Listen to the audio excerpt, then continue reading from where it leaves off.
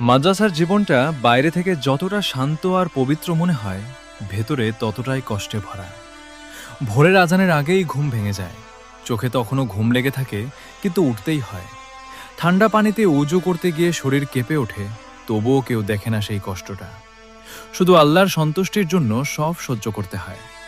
দিনের পর দিন পরিবার থেকে দূরে থাকা, এটা সবচেয়ে বড় কষ্ট। মায়ের মুখটা শুধু মনে পড়ে, কিন্তু ছুঁতে পারা যায় না। বাবার কণ্ঠ শুনতে ইচ্ছে করে, কিন্তু সব সময় সুযোগ হয় না। খাবার সামনে থাকলেও অনেক সময় তা খেয়ে মন ভরে না। মায়ের হাতের রান্নার স্বাদ যেন শুধু স্মৃতির মধ্যেই রয়ে যায়। ক্লাস, পড়া, শাসন সব মিলিয়ে একটা চাপের জীবন। ভুল করলে বকা, কখনো শাস্তি, কিন্তু কেউ বুঝতে চায় না ভিতরের ভাঙা মনটা। রাতে যখন সবাই চুপ হয়ে যায়, তখন নিঃশব্দে চোখের পানি পড়ে। তবুও এই কষ্টের মধ্যেই একটা সুন্দর দিক আছে। ধৈর্য শেখায়, আল্লাহর কাছে আরও কাছাকাছি নিয়ে যায়, আর মানুষকে শক্ত করে তোলে।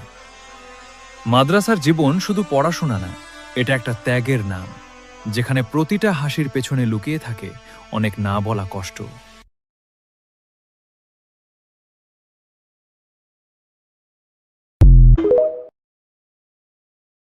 মাদ্রাসার জীবনটা বাইরে থেকে যতটা শান্ত আর পবিত্র মনে হয়, ভেতরে ততটাই কষ্টে ভরা।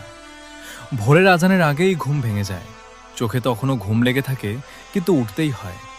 ঠান্ডা পানিতে উজু করতে গিয়ে শরীর কেঁপে ওঠে, তবুও কেউ দেখে না সেই কষ্টটা। শুধু আল্লাহর সন্তুষ্টির জন্য সব সহ্য করতে হয়। দিনের পর দিন পরিবার থেকে দূরে থাকা, এটা সবচেয়ে বড় কষ্ট। মায়ের মুখটা শুধু মনে পড়ে, কিন্তু ছুঁতে পারা যায় না। বাবার কণ্ঠ শুনতে ইচ্ছে করে, কিন্তু সব সময় সুযোগ হয় না। খাবার সামনে থাকলেও অনেক সময় তা খেয়ে মন ভরে না। মায়ের হাতের রান্নার স্বাদ যেন শুধু স্মৃতির মধ্যেই রয়ে যায়। ক্লাস, পড়া, শাসন সব মিলিয়ে একটা চাপের জীবন।